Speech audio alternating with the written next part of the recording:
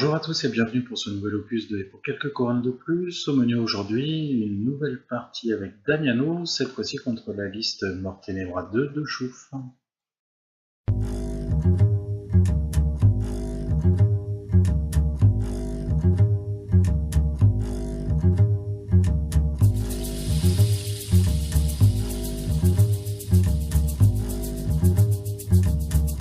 Bonsoir, donc pour cette partie, je vais aligner Mort Ténébra 2 en Black Industry face à Damiano. Je me dis que les Hydrians peuvent vite voler la OE5. Ils bénéficient pas du digging et moi c'est pas des blasts de mage. Enfin bref, je me dis que j'ai pas mal de réponses sur sa liste. Deux coopteurs pour ça, les Jack lourds qui vont tenir suffisamment à distance et qui par contre au corps à corps risquent de fondre, hein, mais bon, ça c'est le feed de Damiano, on peut pas grand chose sur cette liste là. Donc le déploiement, rien de particulier. J'ai eu le premier tour et concombre par aspect tactique et technique m'a laissé le côté où j'étais déjà installé. Merci à lui. Donc j'ai pu me planquer dans la tranchée, la colline et tout ça. Enfin bref. Comme Chouf vous l'indiquait, j'ai perdu le jet pour savoir qui commençait, donc je serai en deuxième. Alors j'ai pris le côté où je suis, alors parce que je suis généreux évidemment et que je voulais limiter le mouvement de figurines, mais c'est aussi surtout parce que la forêt dans la zone du bas me permet de bien cacher mes figurines tout en restant dans la zone. La colline, pareil, me permet d'avoir un pied dans la zone en ayant une bonne défense. Et j'ai une étendue d'eau à côté de mon drapeau. Et ça, c'est nickel pour le freebooter. Ça lui permet d'avoir plus d'eau en défense, donc d'être def 14 contre le tir. Au niveau de la partie, alors au niveau au tir, je vais rien lui faire. Avec Carapace, ça fait armure 21 sur tout le monde. Donc autant dire que je ferai jamais rien. Il va falloir que j'aille au corps à corps. Je vais pas pouvoir me projeter énormément. Il a plus de distance de charge que moi. Donc ce qu'il va falloir faire, c'est vraiment blinder autour de mon drapeau pour essayer de marquer un maximum de points en scénario, contester un maximum le reste, et essayer de me mettre en deux lignes, histoire que s'il vient nettoyer la première ligne, je peux contrecharger au corps à corps, et là au corps à corps, je vais pouvoir faire mal à cette jack. Donc voilà un petit peu quel était le plan de jeu. Donc ce que je vais faire, c'est que je vais répartir les hydrians de chaque côté. Un bloc central de jack avec le freebooter est évidemment plus proche du drapeau. Alexia va être assez centrale. Son rôle ici, ça va être de créer des trolls à tous les tours, soit pour les contester, soit pour aller sur mon drapeau. Si jamais je ne veux pas mettre un de mes solos dessus, Aurine, enfin que ce soit Aurine, Kelbelloc et ainsi de suite, j'aurais peut-être besoin de les utiliser en offensif. Donc autant créer des trolls pour essayer de marquer des points. Donc tour 1 classique, on avance mais pas trop. Il a quand même des menaces de tir assez importante. Donc si j'avance, c'est soit dans la tranchée, soit sous couvert du muret, soit derrière une forêt. Enfin, je vais essayer de jouer avec le décor pour me planquer un maximum de tous ces tirs. Et c'est parti pour le premier tour. Ce que je vais faire, c'est que je vais essayer de me déployer un maximum pour que ces AO5 de ces corruptors fassent le moins de pertes possible, tout en gardant mes jacks de façon assez centrale, toujours dans l'idée de faire une contre-attaque. Je vais faire très attention à ces deux jacks personnages. Donc, alors il y a Death Jack qui est derrière le mur, donc je vérifie bien avec Chouf, il n'y a aucun moyen pour donner Pathfinder, donc ce sera pas une menace pour tout ce que je vais mettre au niveau du drapeau. Donc lui c'est bon.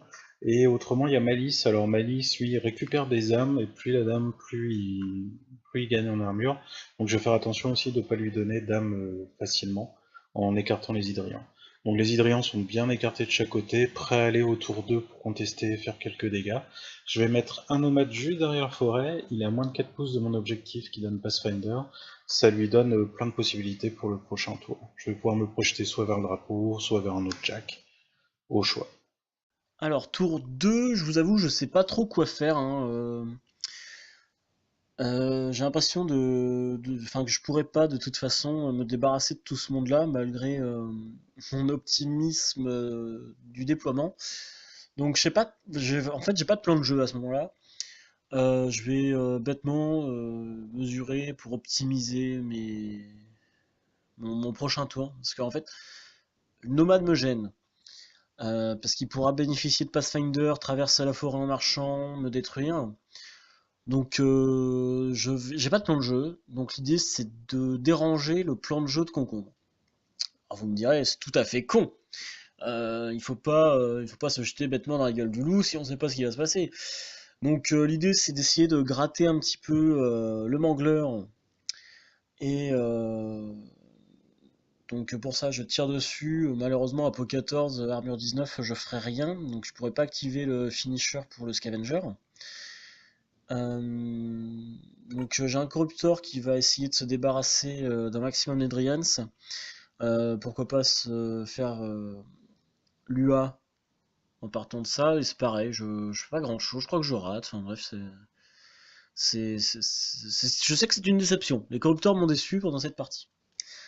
Donc j'avance Morty derrière les Ironmongers pour être planqué.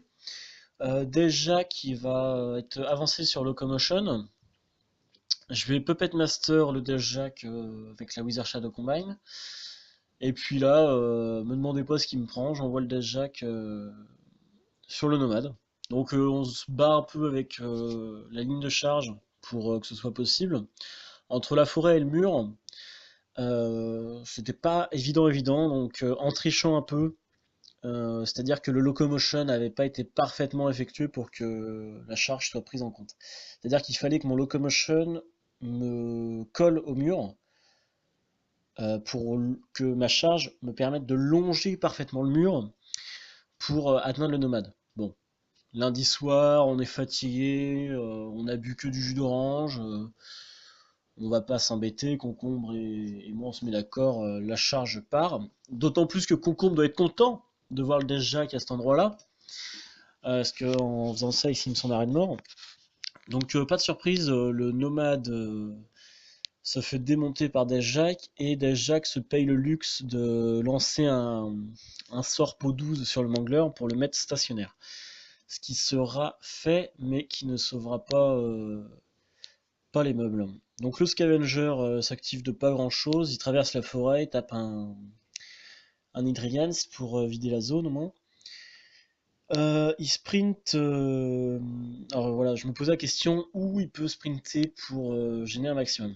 Soit il sprint pour essayer de protéger le Death Jack, faire barrage de son corps, soit il sprint au corps à corps d'un maximum d'Hydrians. Bon, c'est ce que j'ai choisi comme option. Et j'ai vu que ça avait bien embêté Concombre, donc j'étais content. Sur la zone du nord, je sais pas trop quoi faire. Donc j'envoie un Slayer derrière le couvert, voilà, histoire qu'il attende. J'ai aucune menace directe pour l'instant, donc j'attends tranquillement dans la zone, je me mets hors de portée de charge des Hydrians, parce que je pense que Concombre va fitter à ce tour-là. Je me planque dans la tranchée avec un maximum de monde. Le groupe de Beaucourt s'avance un peu à 3 pas de Morty.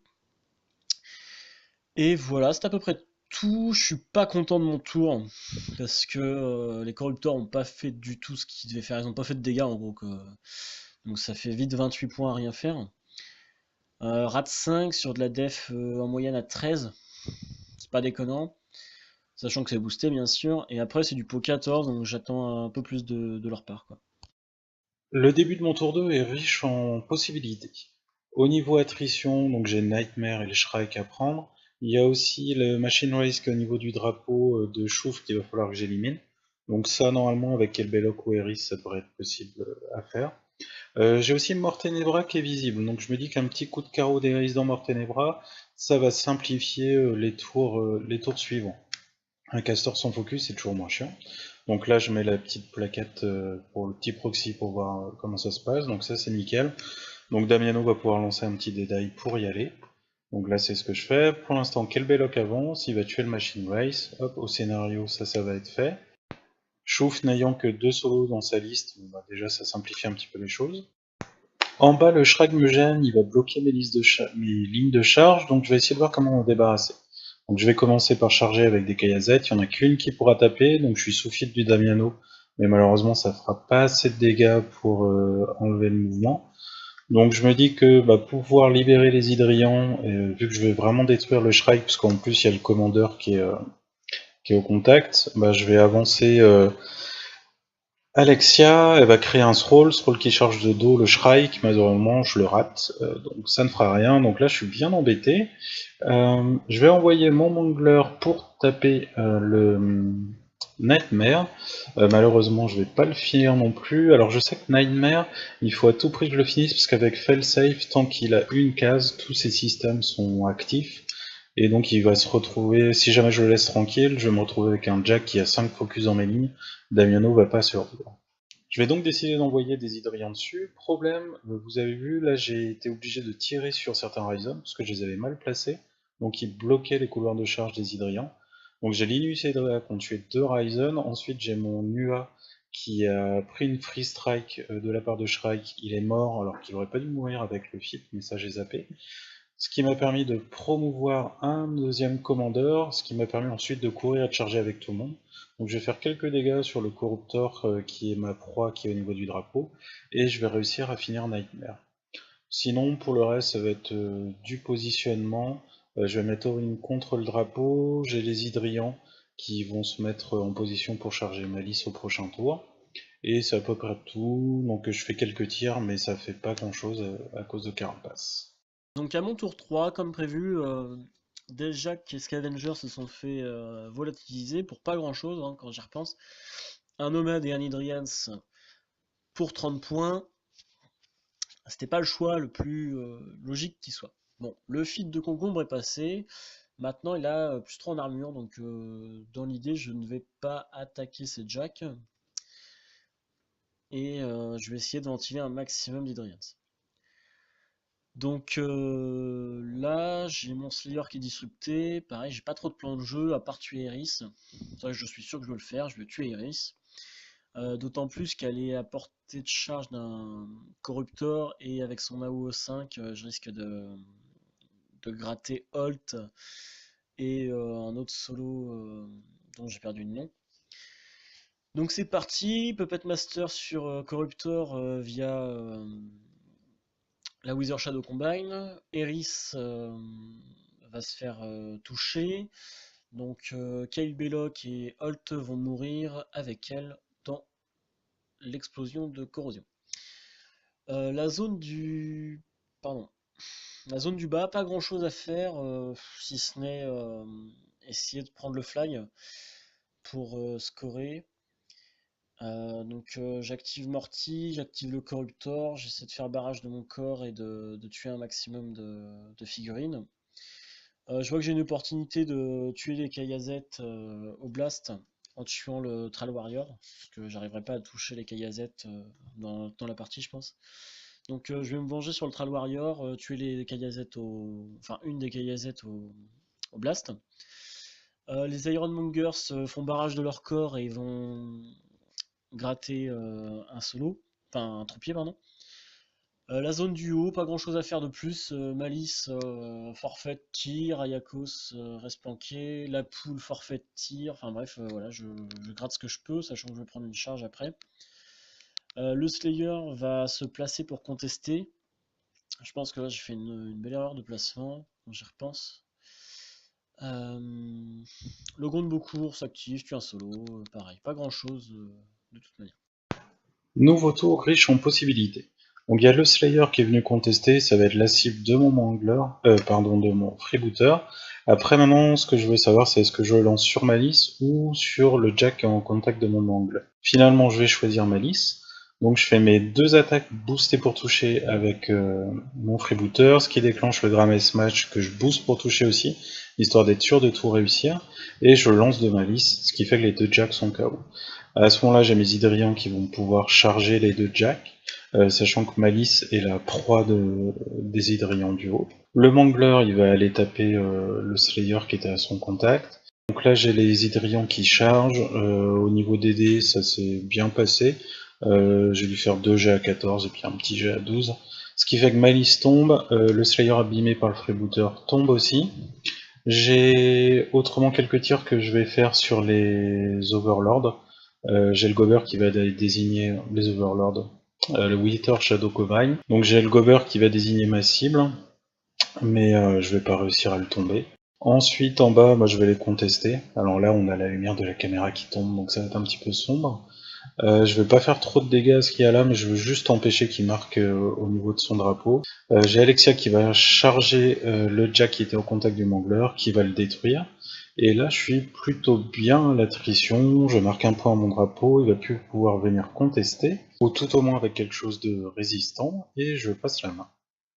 Donc mon dernier tour ressemble à un baroud d'honneur. J'ai la permission de minuit, donc vu l'heure, je vais essayer de jouer encore un peu. Pas grand chose à faire, j'active les figurines bêtement pour faire des morts et on sait d'avance que c'est perdu au scénar. Parce que Concombre a super bien joué pendant son tour, il a pris 3 de mes jacks, enfin c'était assez évident que Corruptor allait mourir. Ça l'était beaucoup moins pour Malice. Et le play d'envoyer le Slayer dessus pour mettre les deux KD, enfin, c'était bien vu de la part de Concombre. Ce qui était encore plus bien vu, c'était de faire des jets à base de triple 5 sur les charges. Enfin, ça c'était vraiment vraiment bien joué des Hydrians. Donc là, on comprend vite que ça sert à rien de lutter, on laisse la place au plus fort. Et sur ce coup, c'était les mercenaires le plus fort. Bien joué à toi, Concombre, et encore une super partie. À bientôt, merci. Partie très agréable encore une fois, comme à chaque fois avec Chouf, et avec tous les Nantais d'ailleurs. On a vraiment une super communauté au niveau de Nantes, enfin Nantes, la Vendée, Rennes. Les mecs qui sont au bout de la Bretagne sont aussi sympas, mais ils sont bizarres parce qu'ils confondent crêpes et galettes. Je pense que c'est trop de sel en fait dans l'air, ça doit attaquer un petit peu le cerveau. Enfin bref. Donc partie très sympa, comme je vous le disais. Je suis très content de ma liste Damiano, qui est à la fois performante au tir et au corps à corps. Même contre une liste avec que des jacks avec carapace, j'arrive à faire quelque chose. Il y a vraiment plein d'opportunités avec tous mes solos, enfin Alexia, ainsi de suite. Alexia, c'est vraiment un très bon ajout, elle va rester là. Donc voilà, j'espère que vous avez apprécié cette vidéo, mais je vous dis à très bientôt.